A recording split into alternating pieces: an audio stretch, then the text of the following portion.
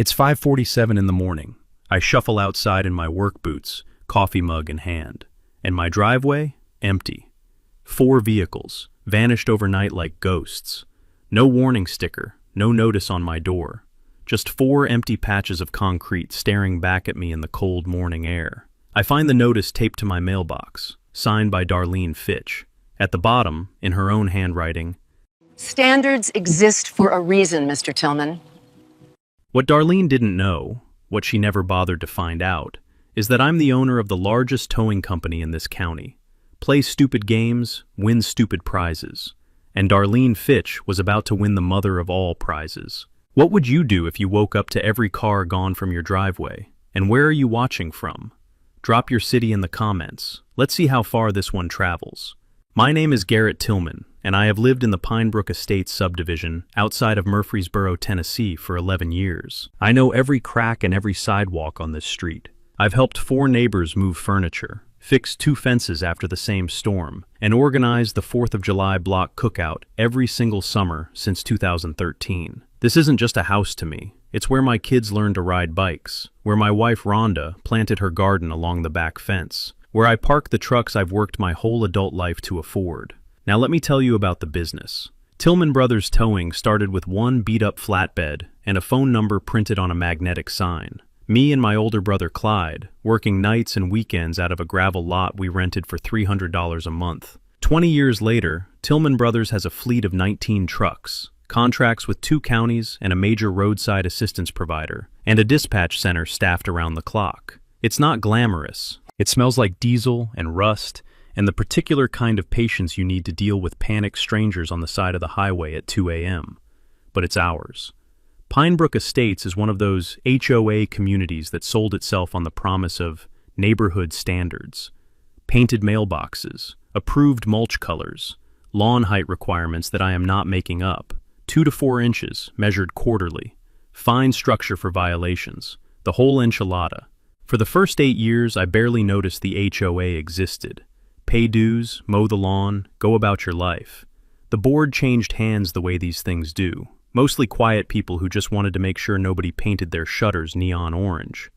Then, Darlene Fitch ran for HOA president. Darlene is a retired school vice principal, which I say not to insult educators, but to explain the specific brand of authority she brought to the role. Maximum paperwork, minimum grace, and the unwavering conviction that rules exist primarily as instruments of control over people she personally disapproves of.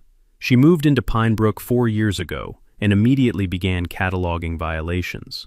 Her first act as president was commissioning a formal curb appeal audit of every home on the street. Mine failed. For what, you ask? A basketball hoop in the driveway. Portable, the kind every kid on the block uses.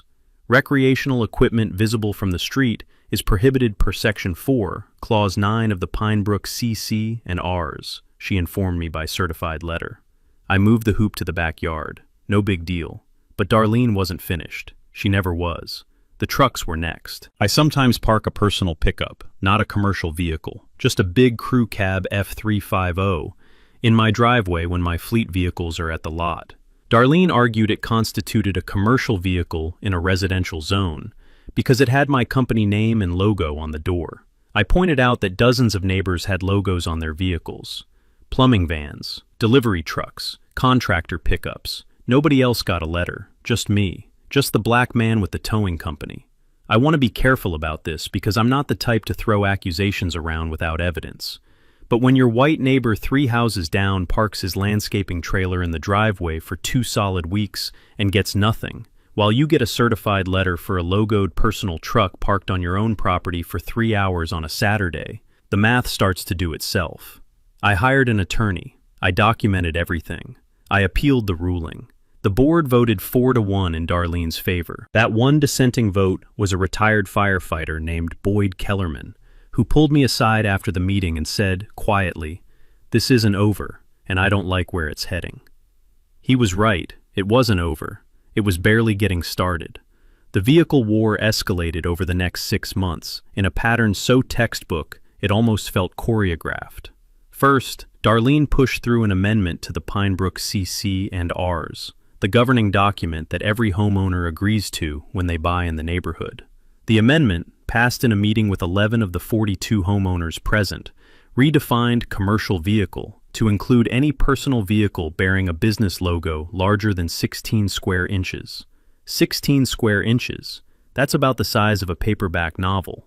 My truck's door decal, 48 square inches. Cited. Fined $50 per day. I appealed. Denied. I paid the fines under protest, while my attorney, a sharp woman named Constance Okafor, began building what she called a procedural challenge, arguing the amendment was passed without proper quorum and without the required 30-day notice period specified in the CC and Rs themselves. Darlene's countermove. She hired a process server to deliver a formal nuisance and violation notice to my door on a Tuesday evening when she knew, based on neighborhood gossip, that I had family visiting. The smell of my mother-in-law's slow cooker pot roast was still in the air, that warm paprika and onion smell that fills the whole house. When Rhonda opened the door to a stranger in a polo shirt, handing over a manila envelope. 52 violations, some dating back 3 years, mostly parking related. A few for aesthetic non-compliance. My shutters were borderline out of range on the approved color chart, allegedly. One, I am not making this up, cited me for excessive truck engine noise for starting my vehicle before 7 a.m. on 4 separate occasions. The total alleged fines? $6,200. Now here's where most people would panic, and honestly, I had a moment, standing in my kitchen reading that document while my mother-in-law pretended not to see, where I felt a cold, sick weight in my chest. Because that's what these things are designed to do. They're not really about shutters or parking. They're about making you feel like a guest in your own home. Like the walls might close in if you breathe wrong. Then I did what I always do when I feel that weight. I drove to the lot, walked through my shop, listened to the sound of the compressors running and the radio in the back office playing old country. And I remembered that I built this, that nobody handed it to me, that I had been underestimated before. The crunch of gravel under my boots in that lot has a particular sound, thick and deliberate, like it means business. And by the time I'd made one lap around the yard, I wasn't scared anymore. I was thinking. My counterattack. I started documenting every single violation across the neighborhood that Darlene was not citing. I bought a decent camera. I drove slowly through Pinebrook on my days off and cataloged. An RV parked in a side driveway for weeks, not cited. A boat trailer visible from the street, not cited. A commercial HVAC van parked in front of a house 3 nights running, not cited. Each photo was time-stamped. Each was cross-referenced against the CC and Rs. Within 6 weeks, I had documented 31 instances of apparent violations by other homeowners that had received no action from the HOA. I organized them by address, by date, and by the specific clause they appeared to violate. Constance reviewed the stack and let out a slow whistle. "This is selective enforcement," she said. "In an HOA context, that's legally significant. If they can show a pattern of enforcing rules against some homeowners while ignoring the same violations by others, it weakens the enforceability of their fines and opens them up to a discrimination claim under the Fair Housing Act." The Fair Housing Act. That's the federal law. 42 U.S.C. Section 3604, for the Googlers among you, that prohibits housing discrimination based on race, among other protected classes. HOAs are not exempt. Selective HOA enforcement, where rules are applied against some residents but not others, in a pattern that correlates with race, can constitute a Fair Housing Act violation. Document everything. I sent Darlene's board a letter through Constance, polite, professional, ice-cold in its specificity, noting the discrepancy and requesting equal enforcement across all properties. I CC'd the Tennessee Human Rights Commission for good measure. Darlene's response arrived 4 days later. She didn't address a single one of my documented violations. Instead, she sent a neighborhood-wide email calling on residents to report ongoing commercial activity in residential properties, and suggesting that certain homeowners were operating unlicensed businesses from the neighborhood. My towing company operates from a commercial lot 3 miles away, has for 20 years, licensed, permitted, bonded, inspected. Every box checked, every year. She knew that. She sent the email anyway. If segment 1 was about property rules, segment 2 was about money, and about who blinks first when it starts to hurt. Darlene escalated to what HOA boards call lien proceedings.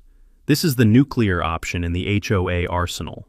If fines go unpaid long enough, the board can place a lien on your property. Depending on state law, a lien can ultimately, eventually, through a long legal process, lead to foreclosure. In Tennessee, HOA lien law requires that fines be properly documented, notices properly served, and that the HOA follow specific procedural steps. Most HOA boards count on homeowners not knowing any of this.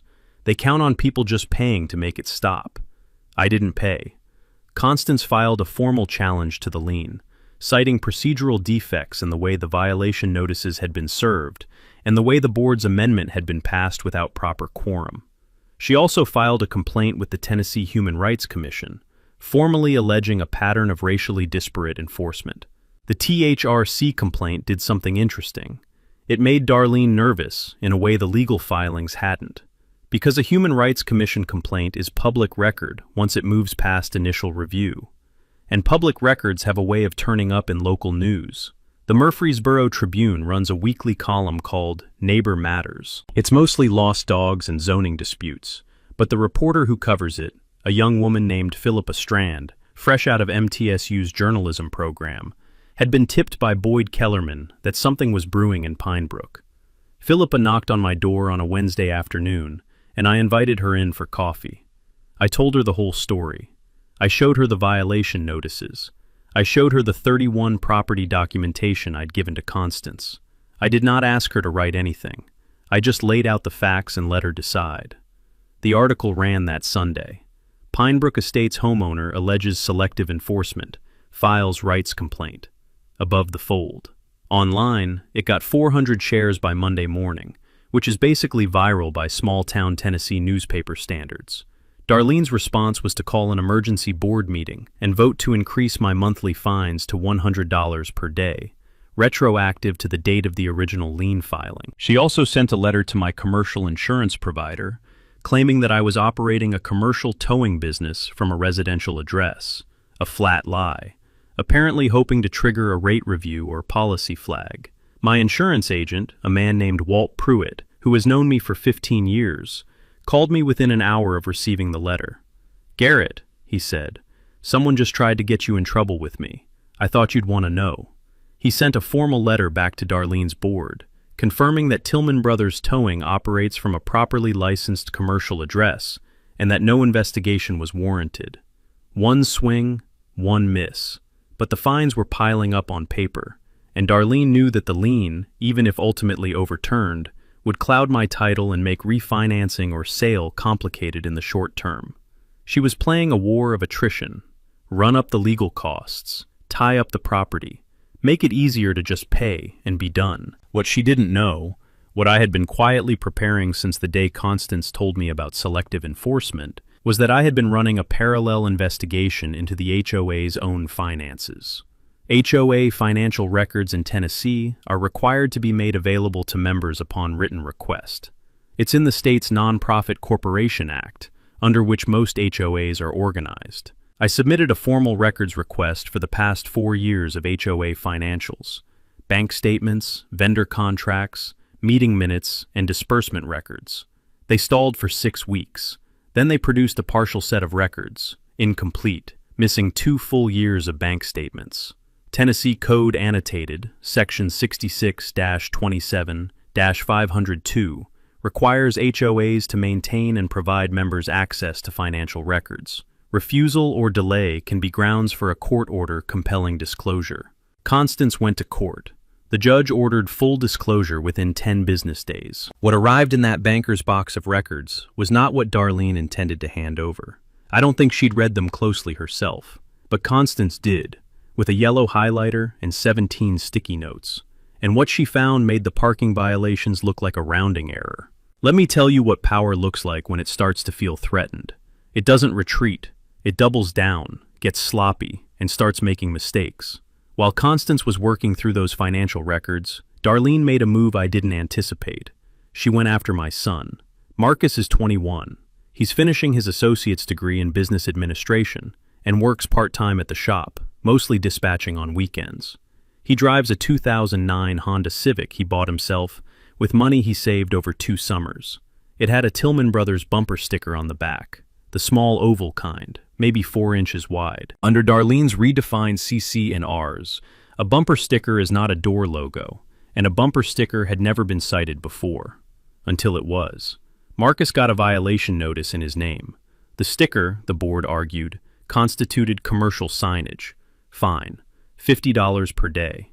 Marcus called me from the driveway, his voice controlled in a way that told me he was working hard to keep it that way. I drove over. I looked at the notice. I stood there in the thin autumn sunlight, smelling the dry leaf and coming rain smell of October in Middle Tennessee, and I told my son, "Don't peel the sticker, don't move the car, don't pay a dime. We're going to handle this the right way." He nodded. Then he said, "Dad, is this about the company or is it about us?" I didn't answer right away, because the honest answer is both, and he already knew it. I filed an emergency petition with the Rutherford County Circuit Court, arguing that extending violations to a car owned by a third party, Marcus is not on the deed to my house, for a 4-inch bumper sticker was facially absurd, procedurally defective, and designed to harass. The judge agreed within 48 hours and issued a temporary restraining order preventing the HOA from pursuing fines related to that vehicle. Score: Garrett 1, Darlene 0. But she wasn't done. She organized what she called a community safety walk, basically a tour of the neighborhood, led by herself and 2 board members, during which they photographed properties and issued same-day violation notices. My property got 11 new violations in a single afternoon. Crack in the driveway edge, downspout positioned non-conformally, a garden statue in the front bed that Rhonda had put out 3 years ago without any prior objection. The statue is a concrete rabbit, about 8 inches tall. Decorative objects not pre-approved by the Aesthetics Committee are prohibited per Section 7, Clause 2. I'm going to say that again. They cited us for a concrete rabbit. Here's the thing about petty authority. It always overreaches. Every time. Because petty authority isn't actually about rules. It's about dominance. And dominance, when challenged, always escalates. Darlene had convinced herself that if she piled on enough violations, enough fines, enough legal noise, I'd eventually get tired or scared or both and fold. What she hadn't considered is that I run a business where I get called out at 3 a.m. in ice storms, where I've pulled people out of ditches on the interstate, where I've dealt with every kind of difficult human being the state of Tennessee has to offer. I don't fold easy, and I was about to start using her own playbook against her. I submitted my own formal complaint to the HOA board, citing 12 violations on Darlene's own property, all documented, all cross-referenced, all real. Her decorative shutters were the wrong shade of green. Her mailbox post was non-standard. Her recycling bins were visible from the street on non-collection days, a violation she had personally pushed into the rules 2 years prior. The board voted not to pursue them. 4-1, again. Boyd was the one. That vote is in the minutes. Permanently. Constance added it to our selective enforcement file, which at this point was thick enough to use as a doorstop. She also added something else. A note from her first pass through those HOA financials. Something about a vendor contract. Something that smelled worse than diesel and rust. She was almost ready to tell me what she'd found. Almost. The call came on a Thursday evening. I was in the lot, writing up dispatch notes, when Constance said 4 words that I still think about. "Garrett, sit down first." The HOA financials told a story. It started with a vendor line item, property compliance and enforcement services, that appeared first in the records from 3 years ago, shortly after Darlene took over as president. The vendor's name? Pinebrook Compliance LLC. Constance had run the LLC through the Tennessee Secretary of State's Business Registry. Pinebrook Compliance LLC was formed 16 days after Darlene was elected HOA president. Its registered agent? A paralegal at a small Murfreesboro law firm. Its sole member, per the operating agreement obtained through a public records request, Darlene R. Fitch. The HOA had been paying Darlene's own company, her own LLC, to perform compliance monitoring services.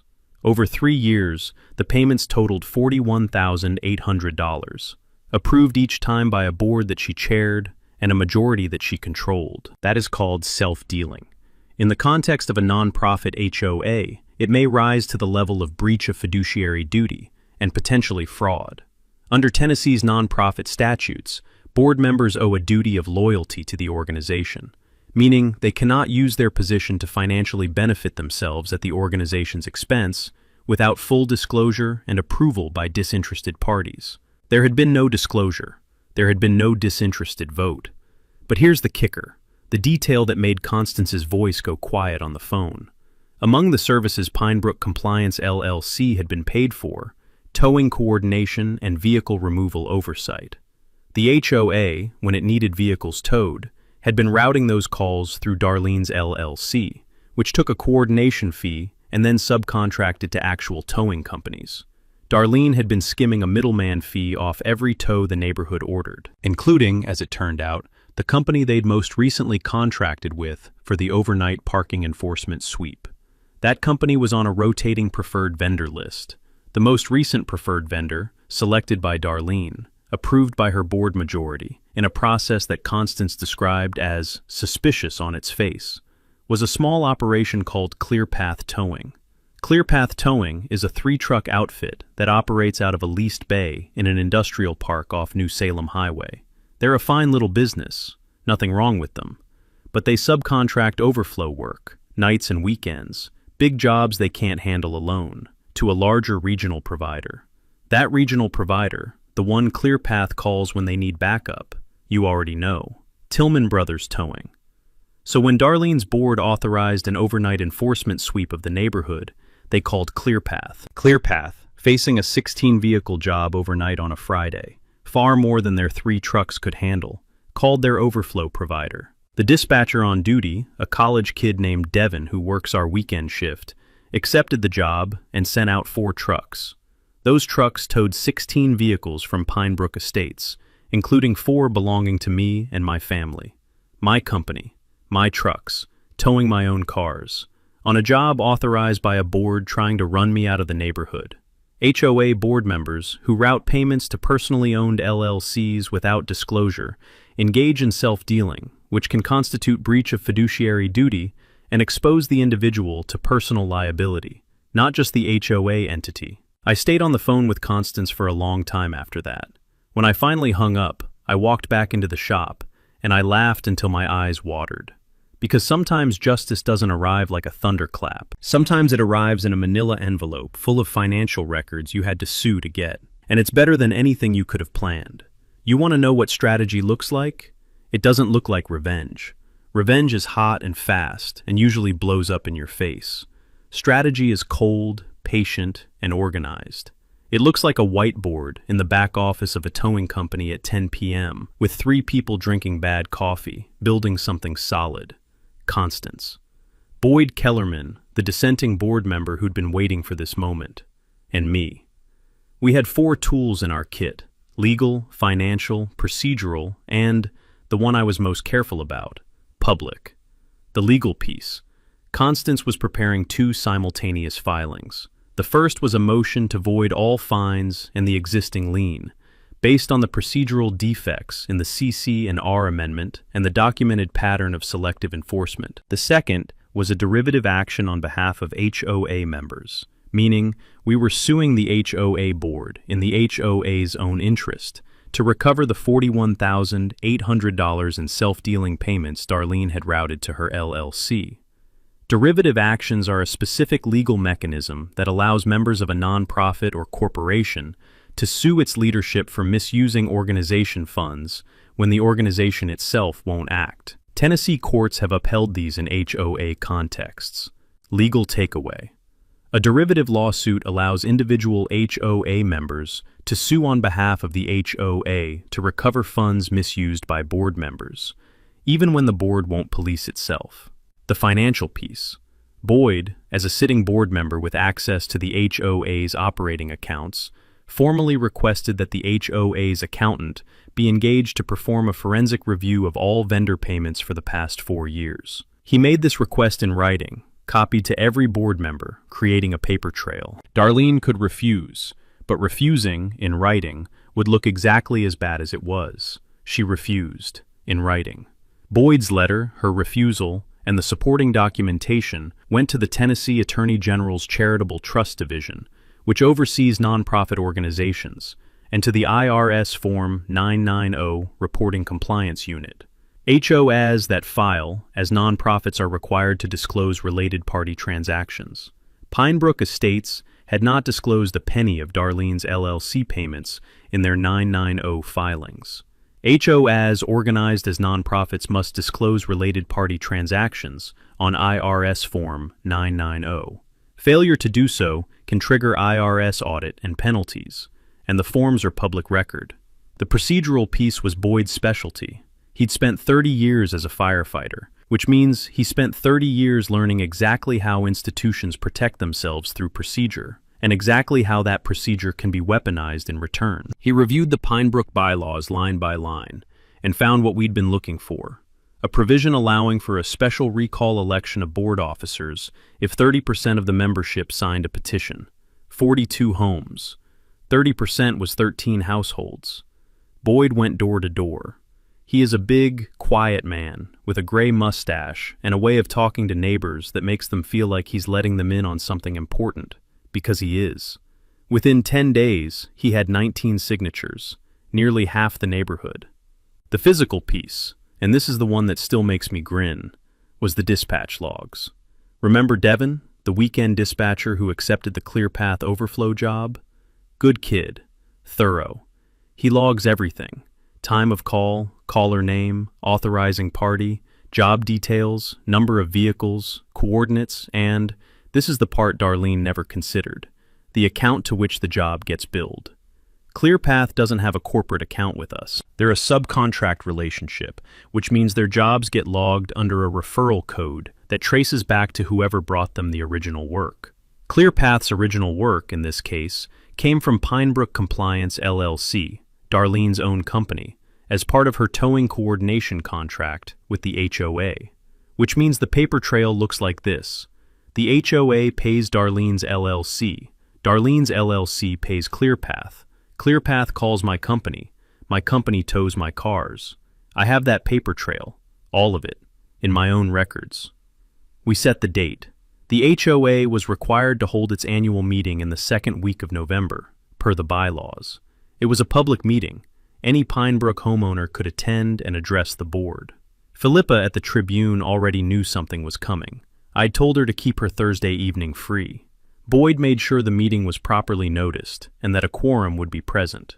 The recall petition would be delivered at the meeting. The legal filings would drop the morning of. The forensic review request, the AG referral, the IRS complaint, all timed to land in the same 24-hour window, and I would be there.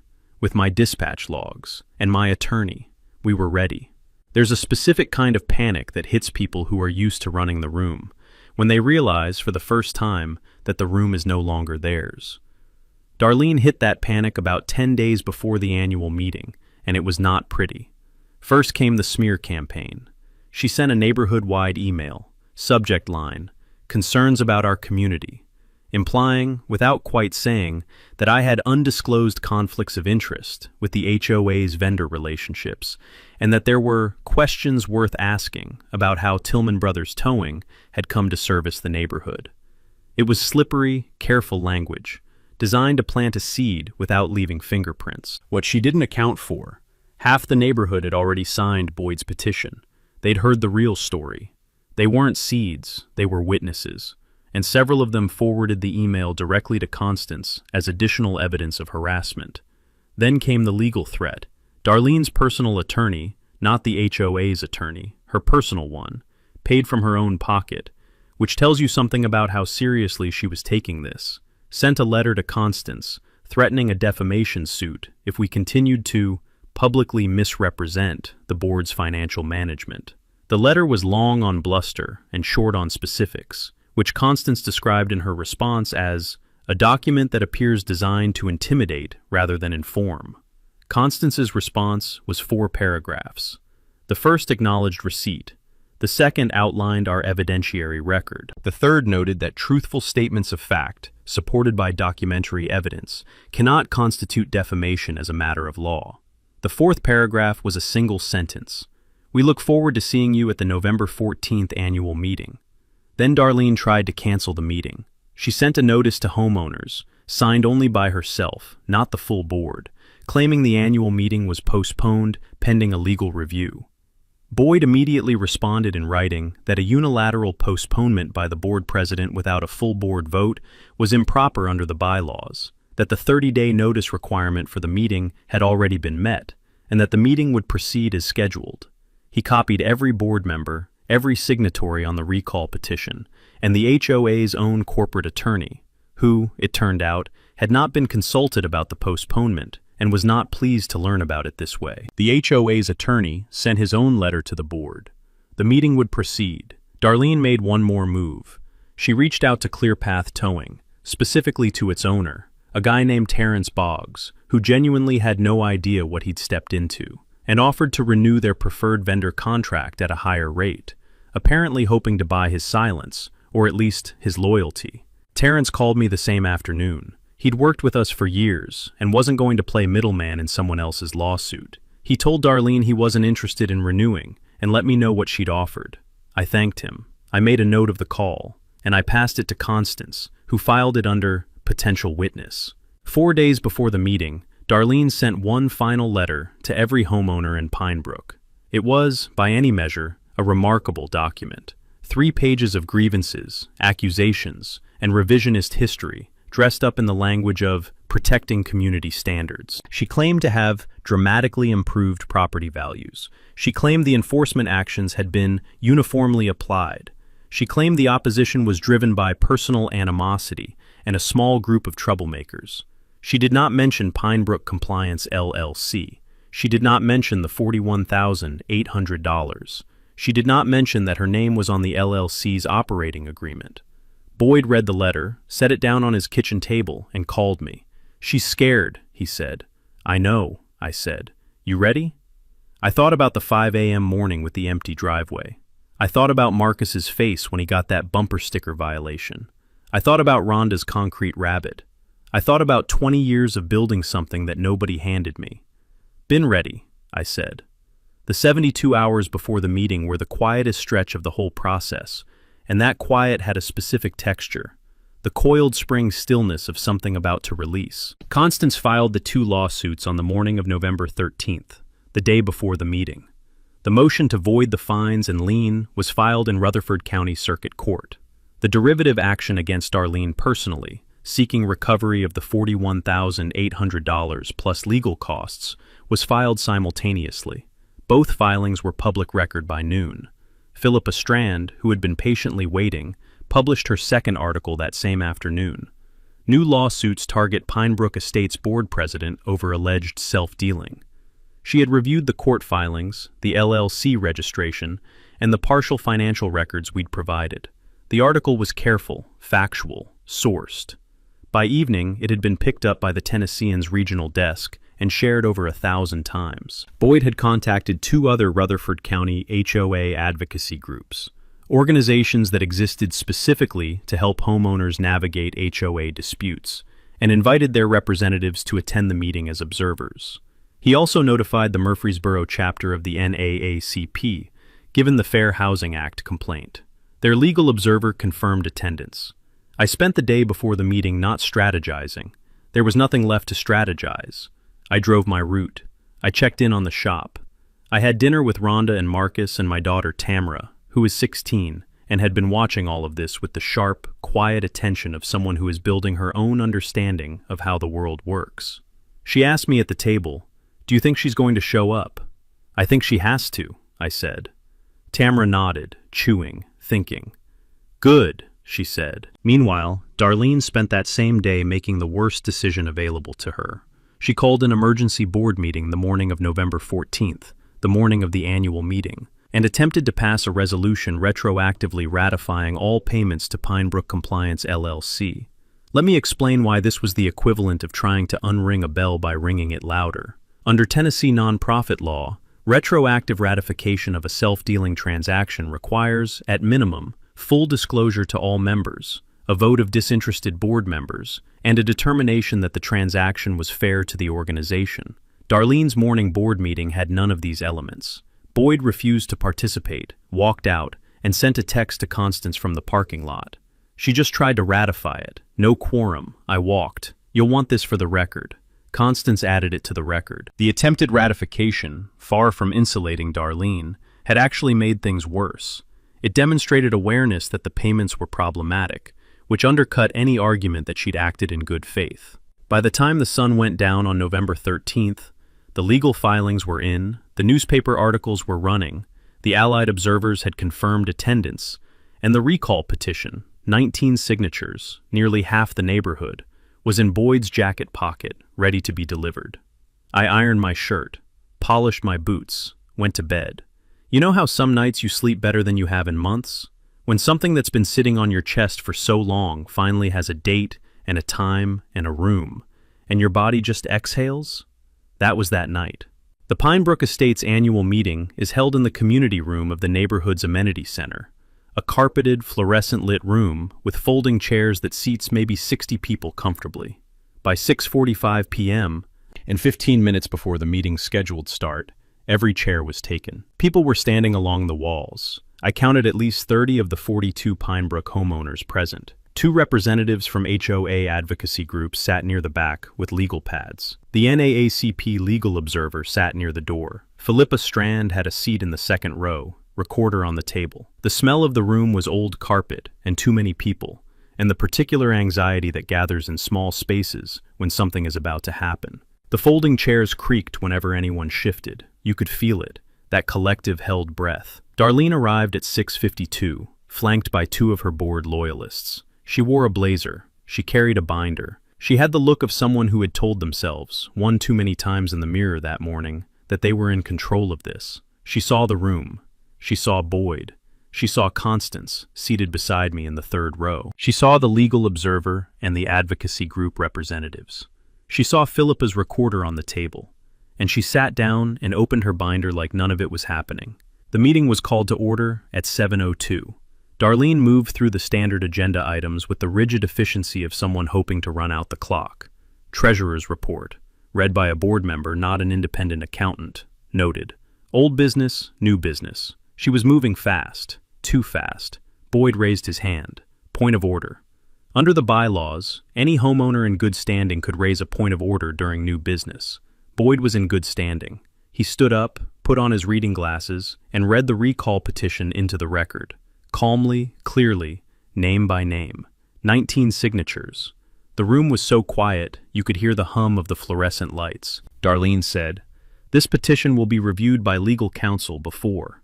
Per Article 6, Section 3 of the Pinebrook bylaws, Boyd said, without raising his voice, a petition signed by 30% or more of the membership triggers a mandatory special election within 30 days. It doesn't require board approval or legal review. It's self-executing. He set the petition on the table in front of her. That's 19 out of 42. The threshold is 13. Silence, the kind that has weight. Then I stood up. I'm not a dramatic person. I didn't rehearse a speech. I walked to the front of the room, and I put 3 things on the table, side by side. A copy of the Tennessee Secretary of State's record for Pinebrook Compliance, LLC, showing Darlene as sole member. A copy of the HOA's bank records showing $41,800 in payments to that LLC. And a copy of my company's dispatch log showing the chain from the HOA's authorization to ClearPath to Tillman Brothers to my own driveway. "My name is Garrett Tillman," I said. "I have lived in this neighborhood for 11 years. 3 weeks ago, your board authorized a towing sweep that removed 4 vehicles from my property. The job was subcontracted, through this board president's personal LLC, to a company that contracted my company to execute it. I own the towing company that towed my own cars. On a job that was paid for, in part, with money this board secretly funneled to a company this president owns. I picked up the dispatch log. I have every record. My attorney has filed 2 lawsuits. The Tennessee Attorney General's Office and the IRS have both received formal complaints about the HOA's undisclosed related party transactions. And tonight, this neighborhood has submitted a valid recall petition. I looked at Darlene. She was looking at her binder. I didn't come here for an apology, I said. I came here for the record. The room erupted, not in chaos, in the specific kind of noise that happens when 40 people have been holding something in for a long time and all let it out at once. Questions, statements, neighbors talking over each other. Philippa was writing. The legal observer was writing. Darlene's 2 board loyalists were looking at each other like they were trying to figure out when exactly they'd gotten on this train. Darlene stood up. She said, "This meeting is adjourned." Boyd, still standing, said quietly, "You don't have the authority to adjourn over a point of order in new business. Anyone who believes that, read Article 5. He looked around the room. Does anyone move to continue? 30 voices said yes. Darlene walked out. Her 2 board allies followed, a few steps behind, like punctuation marks nobody needed. The meeting continued for another 90 minutes. Boyd was elected interim board president by acclamation. A timeline for the special recall election was set. A motion to engage an independent auditor was passed unanimously. Outside, in the parking lot, the air smelled like November, cold and clean, and like something finally ending. Here's how the dominoes fell, and they fell fast. Within 2 weeks of the annual meeting, Darlene resigned from the HOA board. The resignation was sent by email, no explanation, late on a Sunday night. The recall election, now moot for her seat, proceeded for the other board positions. 3 new members were elected, including a retired school librarian named Dorothea Birch, who had been quietly furious about the HOA's management for 2 years and now had a mandate to fix it. The circuit court, reviewing Constance's motion, voided the lien on my property and all associated fines, finding that the CC&R amendment had been passed without proper quorum, and that the enforcement pattern demonstrated sufficient evidence of selective application to make the fines legally unenforceable. The court also awarded attorney's fees to be paid by the HOA. That hurt them. Good. The derivative lawsuit, the one seeking recovery of the $41,800, was settled out of court 4 months later. The settlement terms are confidential, but I can tell you that the HOA's reserve fund was materially improved as a result, and that Pinebrook Compliance LLC was dissolved within 30 days of the settlement. Darlene did not admit wrongdoing. Of course she didn't, but the money came back. The IRS complaint regarding the undisclosed 990 transactions is, as of this telling, still under review. These things move slowly. The Tennessee AG's office conducted a preliminary inquiry and closed it without action, citing insufficient evidence of criminal intent, which is the prosecutorial bar, not the civil one, and Constance reminds me there's a difference. We're watching. The Fair Housing Act complaint with the THRC reached a mediation agreement. The HOA adopted a formal anti-discrimination enforcement policy, required all board members to complete fair housing training, and engaged an independent third-party monitor for violations processing for a period of 2 years. It's not a verdict, it's not a headline, but it changes something structural, and structural change is what outlasts the drama. The thing I think about most, though, is the neighborhood. Because here's what I learned.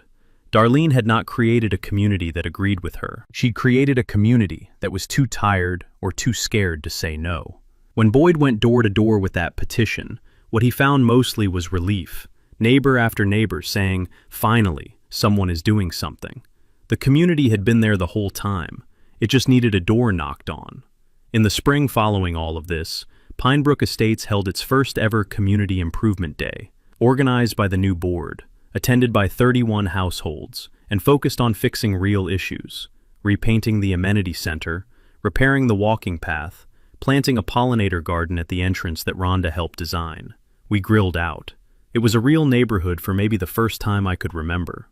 Tillman Brothers Towing, by the way, is doing just fine. We added 2 trucks this year. Devin, the weekend dispatcher who inadvertently logged the job that started all of this, got a raise. Marcus finished his associate's degree. He's starting a bachelor's in the fall. The bumper sticker is still on his car. And we started something new, the Tillman Family Trades Scholarship, funded by a portion of Tillman Brothers' annual profit, awarded annually to a graduating Rutherford County senior pursuing a career in the skilled trades: welding, electrical, HVAC, auto mechanics, diesel tech. The first recipient was a kid named Sawyer from Smyrna, who wants to open his own shop someday.